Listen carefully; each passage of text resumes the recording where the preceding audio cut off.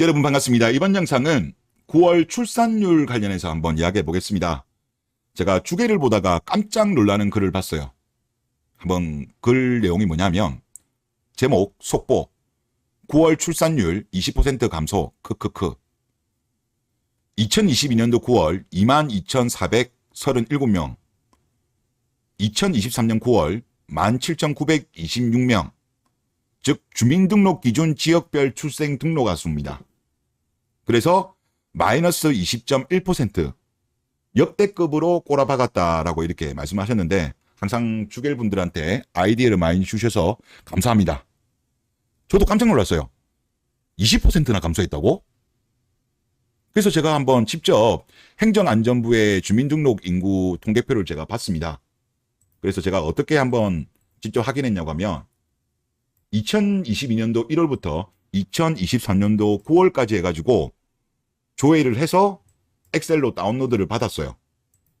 그렇게 해가지고 제가 엑셀표로 만들었는데 지금 노란색에 제가 표시한 게 전년 동월 대비해서 변동률을 제가 나타냈습니다. 이걸 한번 쭉 보시면 2023년도 1월 같은 경우는 전년 동월 대비해서 플러스 3.34 오히려 늘었다는 거죠. 그런데 2월부터는 다 마이너스로 들어가요. 2월은 마이너스 6.06, 3월은 마이너스 5.43, 4월은 마이너스 16.93, 엄청나게 많이 줄었죠. 4월은. 5월은 마이너스 6.79, 6월은 마이너스 0.74 나왔습니다. 7월은 마이너스 2.92예요. 8월은 마이너스 13.19가 나왔습니다. 그런데 네티즌 분이 말씀하신 것처럼 9월 달은 마이너스 20.11. 이분 말씀하신 게 맞아요. 저도 확인해 보니까. 역대급입니다. 어떻게 마이너스 20을 가버리죠? 단번에. 그리고 출생아 수를 보더라도 이제 등록 기준이죠. 1월 달 같은 경우는 21,900명, 2월 달은 24,400명, 3월 달은 21,900명, 4월 달은 18,200명, 5월 달은 23,300명, 6월 달은 19,500명, 7월 달은 19,100명, 8월 달은 19,600명인데 이번 9월 달 같은 경우는 18,000도 아니고 18,000을 찍지도 않고 바로 17,900명대로 지금 내려갔습니다.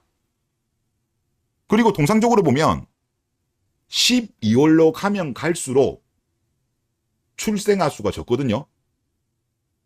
지금 2분기 같은 경우 합계 출산율이 통계청 발표로 0.70명이었습니다.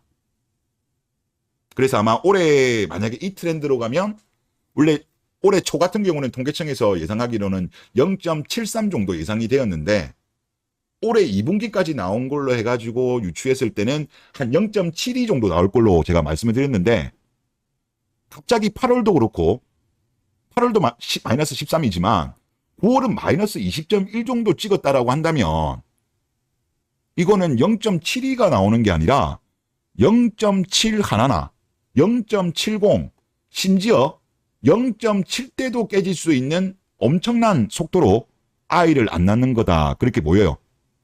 그리고 일단 분기로 본다면 2분기가 0.70명이었는데 올해 3분기라든가 올해 4분기 같은 경우는 분기로 봤을 때 0.70을 깰 가능성이 높지 않나라는 생각이 많이 듭니다. 무섭다는 생각이 많이 들어요.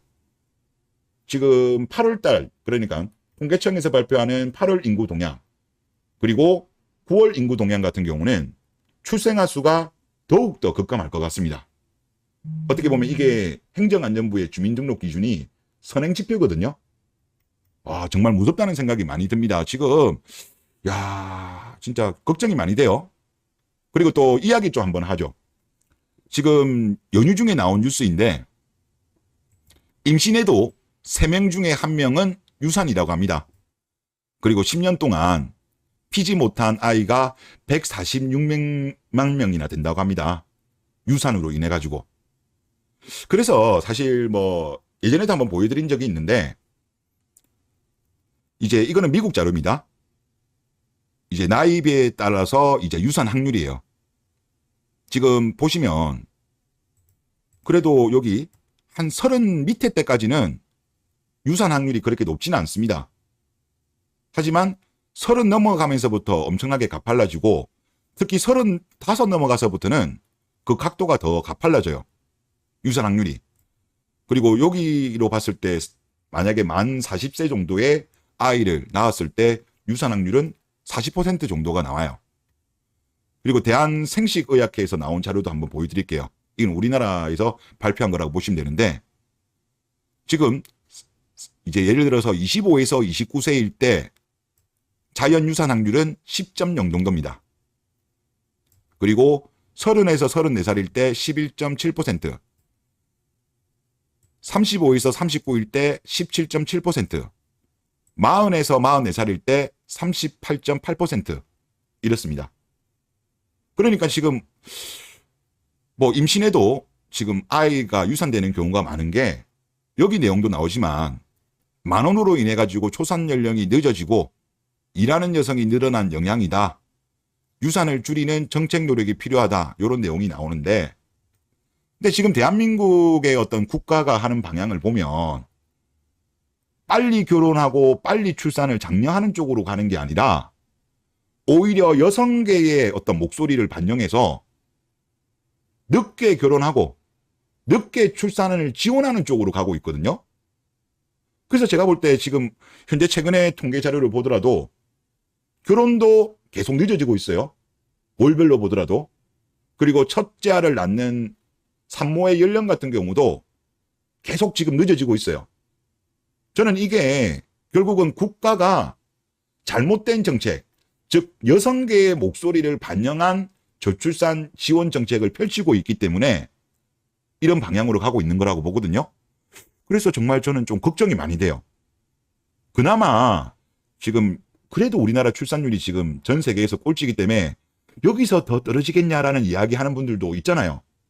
그런데 지금 통계 자료로 보면 2024년도 9월 출생 등록 기준으로, 주민등록 기준으로 마이너스 20.1이라는 거는 지금 우리나라의 어떤 방향이 계속 잘못된 방향으로 정부의 방향이 가고 있기 때문에 그런 거예요.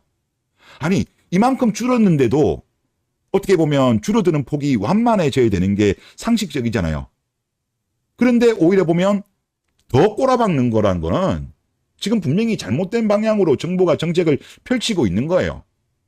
근데 이거에 대해서 아직까지도 아마 정치권 같은 경우는 여자들 눈치를 보기 때문에 이런 방향으로 가는데 이런 방향으로 가면 안 돼요. 진짜 나라가 소멸한다니까. 스파르타라든가 로마 같은 경우도 저출산이 너무 심해지다 보니까 결국은 그 당시에 강대국이었던 나라도 결국은 멸망하게 된 거 아니겠습니까? 그래서 이제는 정말 이거는 정신 안 차리면 정말 큰일 날 것 같다 그런 생각이 많이 듭니다. 네, 이번 영상 여기서 마치겠습니다.